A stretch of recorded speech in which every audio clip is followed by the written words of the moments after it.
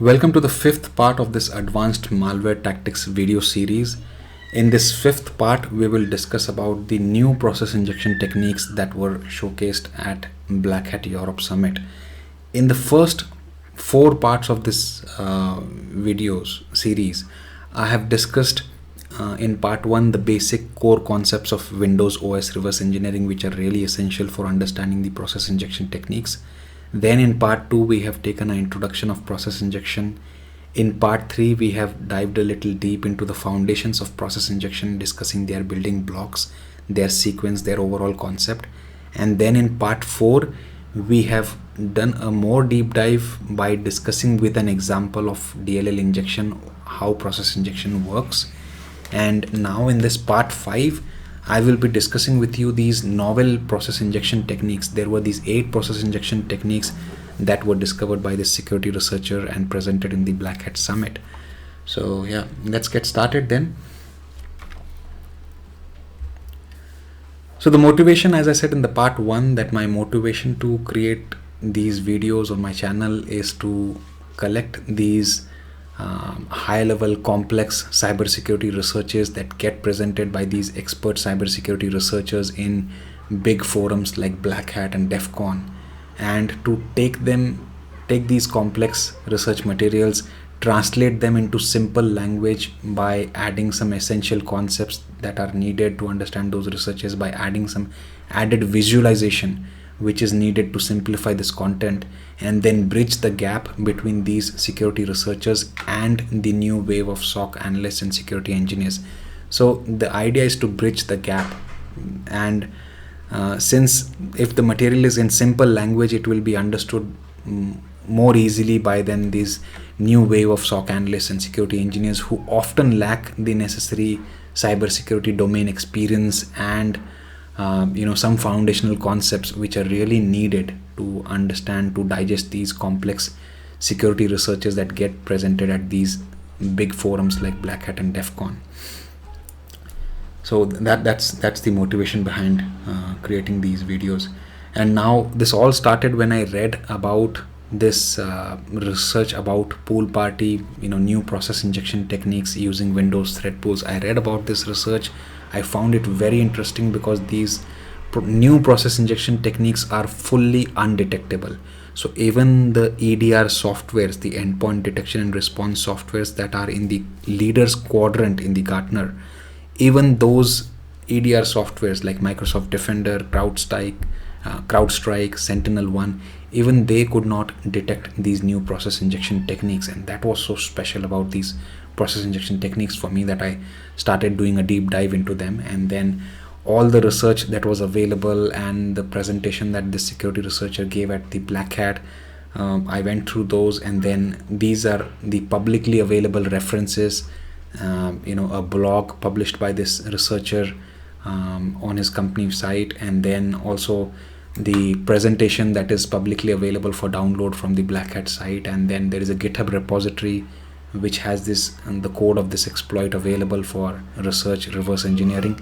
By studying all this, then I started to create these videos. And then while studying, I understood that okay, if I have to really explain this, translate this into simple language, then for people who are aspiring cybersecurity professionals and just have experience of between 0 to 5 years, those cybersecurity professionals, if they have to understand these process injection techniques, then some basics are very important for them to build the foundation for digesting this complex new process injection techniques. And that's why the previous 4 videos of this series, they have the videos discussing all these concepts, like what is a thread pool, what is a start routine, what is a start routine value, user mode, kernel mode, all these things. So if your Windows understanding is still developing, then I would say that please go back to the playlist, watch the videos from the watch first 4 parts,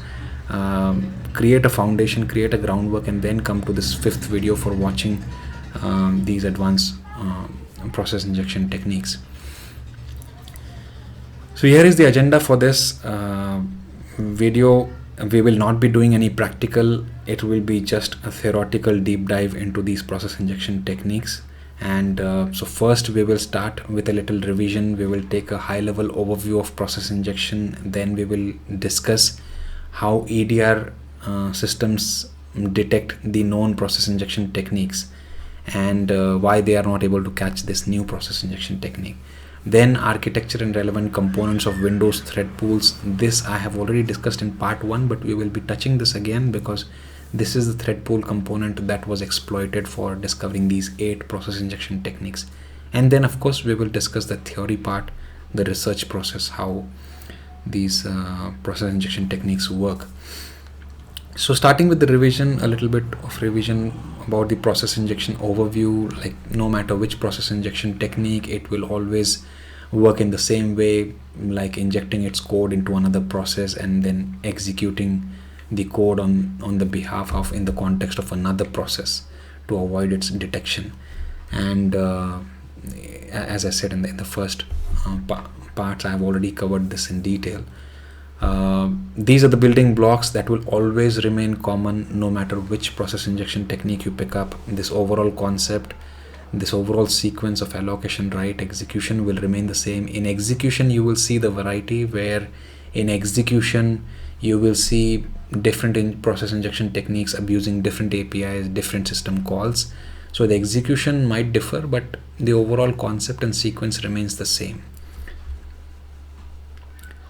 And then in part 4 we discussed that how create remote thread is one of the process injection techniques for execution that is most widely used. It is most publicly known, and it is also very detectable by every EDR on the market now, because the create remote thread was very direct, very simple.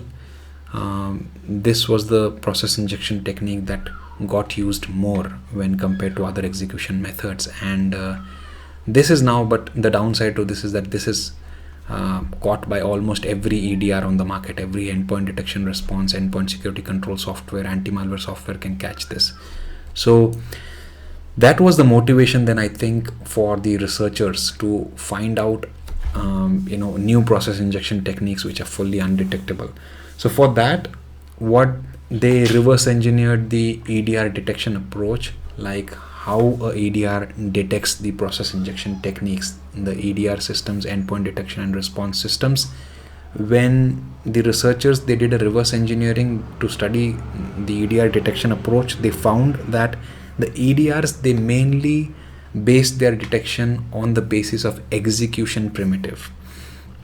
The EDRs, they base their detection on execution, what is getting executed on the OS, all the executables.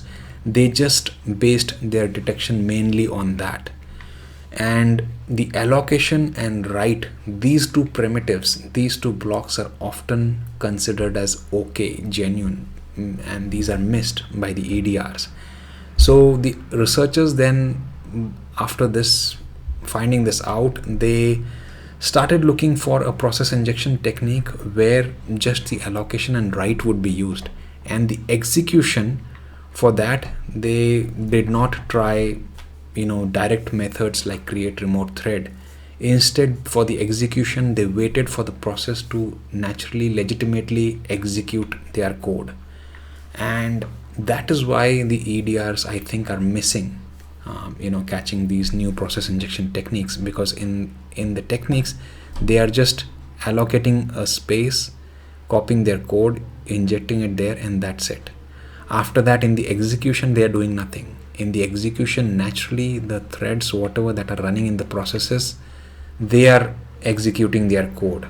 And that is why this activities is not getting detected as malicious by the EDR systems. The EDRs are taking it as a genuine activity, because for them a third-party executable has not happened.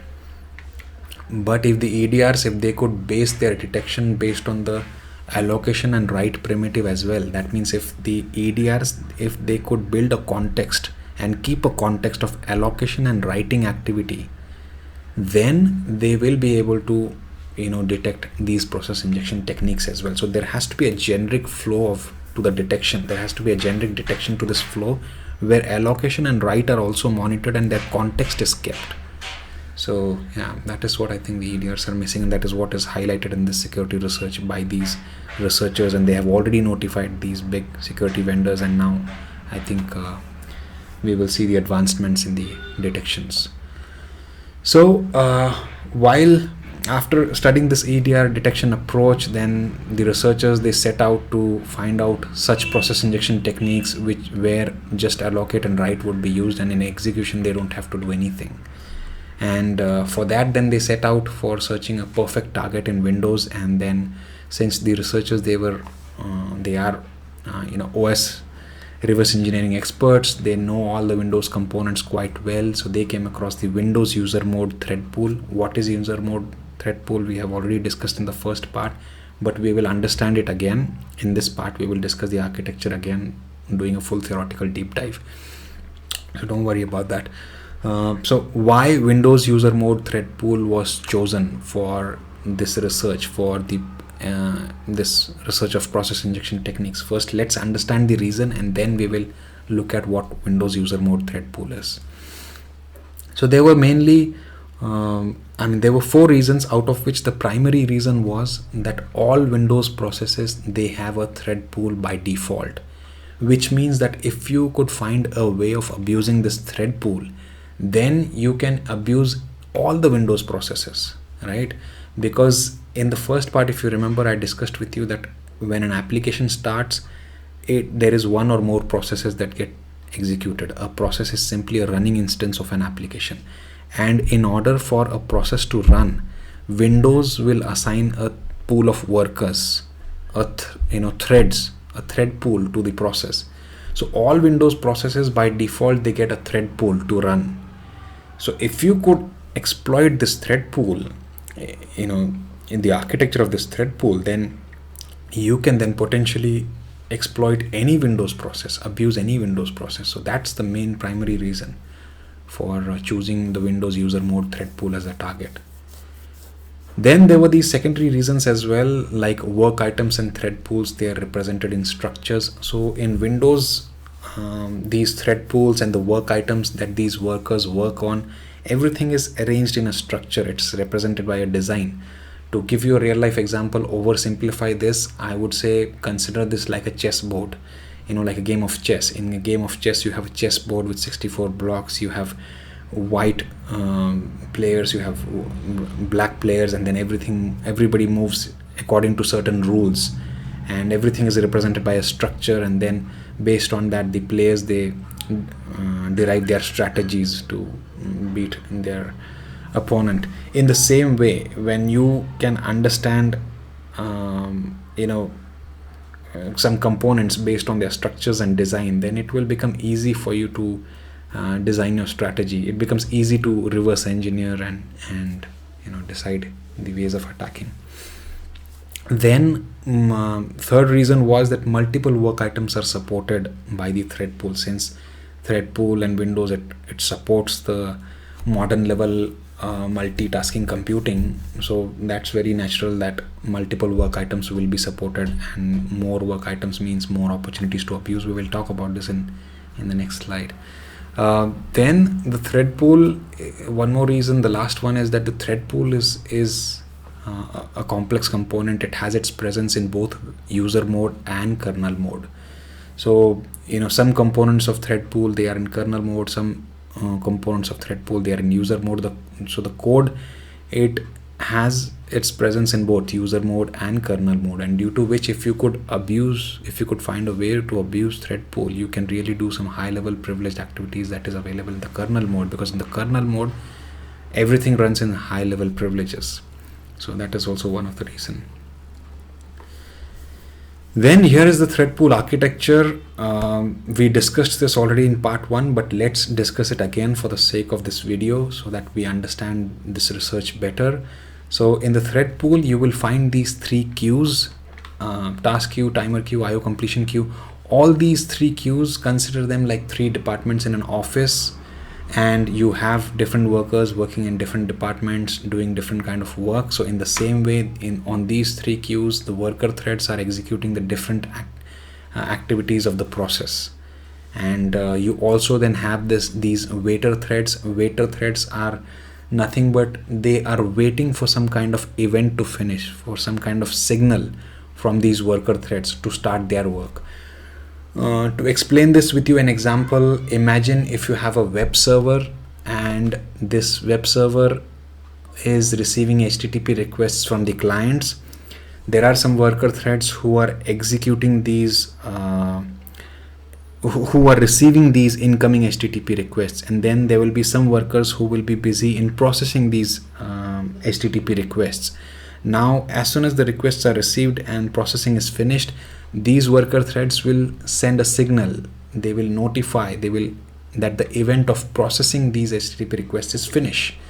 They will signal it to the waiter threads, and then the waiter threads will log those HTTP processing activities in the database. So the waiter threads, they are waiting from the for some kind of signal that okay, the processing of the HTTP request is finished, and then they will log it to the database. So these waiter threads, they wait for some kind of signal to start their work. Additionally, then there is this worker factory object. This worker factory object is responsible for managing the number of these workers. Its main responsibility is to make sure that there are always adequate number of workers available, sufficient number of workers available for running a process. So based on the requirement, it will create new threads, it will destroy old threads which are not in use. So it acts like a manager.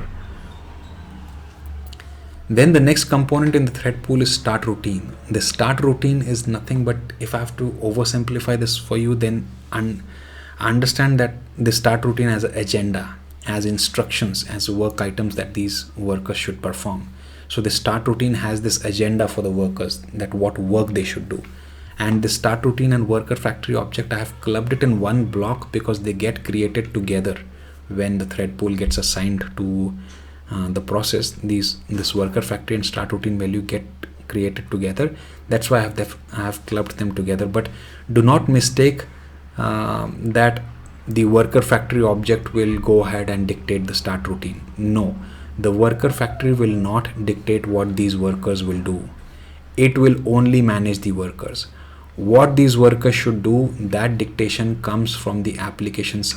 That dictation comes from the process. That is dictated by the developer when he's developing the application. So the application will decide what is the start routine for these workers. The worker factory object will not dictate anything to these workers. It will only simply create the workers and destroy the workers as per the needs. Then the last component, a very important component from this video's perspective, is the start routine value component. Understand this component very clearly. The start routine value component is a component that is actual address of the start routine in the memory. This start routine value, the word of value means the location in the memory.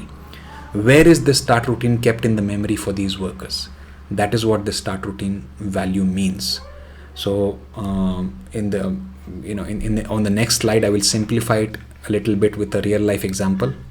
For now, just understand that the start routine value is the location in the memory where this start routine is kept. Now, based on this architecture, then the researchers, they highlighted these 4 areas: task queue, these timer queue, IO completion queue, and the worker factory object and start routine as the potential areas for abuse. So after they reverse engineered the thread pool, they came to the conclusion and they found out that okay, if by some way, if we can insert a work item into the queues of these workers will not question who has given this work item. They have no intelligence to find out, they have no context to find out who has given this work item. They will simply dequeue it and execute that work item. Similarly, the worker factory object will also just make sure that there are enough workers to carry out, to dequeue and execute these work items. The worker factory will also not have the context as to who has given this work item. So this was one abuse way that they found out that okay, if we could find out a way by which we can insert a work item into these queues, then that can be a possible process injection. The second technique that they found was that if the worker factory object could be manipulated, then the worker threads can be taken over. So how the worker factory object can be manipulated, we will discuss this on the next slides, how the worker factory can be manipulated. So as I promised you on the previous slide, that if that overview of thread pool architecture was too technical for you, then just consider the worker factory object as the worker. Think of him as an office manager who is ensuring that there is sufficient number of workers present to run a process efficiently. Worker threads, these threads, think of them as office workers. Start routine,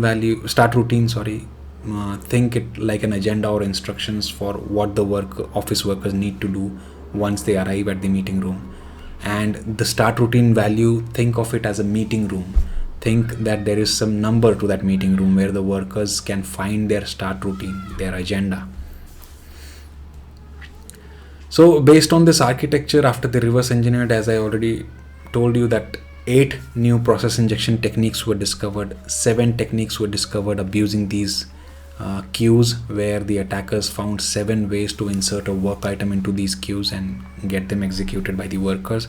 And 1 technique was found, process injection technique was found abusing this worker factory object and changing the start routine. If you could change this start routine, override the start routine, then the workers will simply execute your routine. And that's what the first technique is about. So in this playlist, this part 5, we will focus, our scope is to discuss just this 1 technique and not the rest of the 7 techniques, based on how the response is to this playlist. If the response is good, then I will think of creating the videos for other 7 techniques as well. But for now, in this video, for this scope, we will discuss only this 1 technique. So attacking the worker factories then to manipulate the start routine.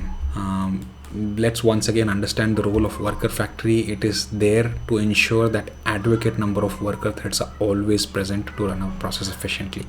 That's the main responsibility of worker threads.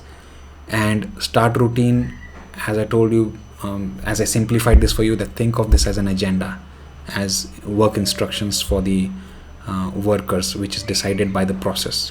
This is not dictated by the worker factory object. I am repeating again that the worker factory object will just manage the workers. It will not dictate the start routine. It will not write the start routine. Even though now it is not writing the start routine, but since worker factory object start routine, they get created together, the worker factory object knows the value of start routine. This is very important, that the worker factory object knows where this start routine is kept in the memory. What is the location of the start routine in the memory? And the whole focus of this first technique to abuse the worker factory is to find out the location of the start routine and then go there and replace the start routine with your own shell code, with your own malicious start routine code. So let's find out how that happened. So the kernel exposes these 7 system calls for the processes and applications to interact with worker factory object. Now these processes and applications, they have to interact with the worker factory object in order to run the process efficiently.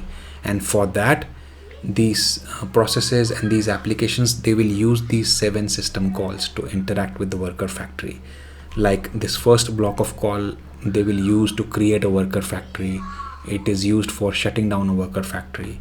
This second block of call, this is used for querying the worker factory for some information. So if you want to ask the worker factory for some information, if you want to update some settings, then this worker factory then these 2 calls are used. So first 2 calls, obviously the system makes to create the worker factory object for the process by default. And then these, the third and the fourth call, the attackers, the researchers, they found that if by using these calls, they can interact with the worker factory object and then ask him the start routine value. But now, before you can talk with the worker factory object, you need the access of the worker factory object. So in the first part of my video, if you remember, I have discussed the concept of handles with you, like what are handles. We discussed the objects and handles in the first part of the video, where I explained it that the everything in Windows is an object, and then every object has this system reference that is a handle, and everything that is accessing the objects, it is accessing via these handles. So a handle is a system reference to an object. So the researchers, using the duplicate handle API, they duplicated a handle to this worker factory object, and they got the access. Duplicate handle, again, there are genuine use cases for this API as well, and that is the reason this is allowed in Windows. And using the duplicate handle API, the researchers opened a duplicate handle to the worker factory object, and now they had the access to the worker factory object. Once you have the access to the worker factory object, then you can talk to the worker factory object, and you can ask for the start routine. You can query the worker factory object for the start routine, and that is what the researchers then did the next. Using this NT-query information worker factory call, they queried the worker factory for the start routine value. In this system call, you see this parameter, PVOID worker factory information. This parameter is used for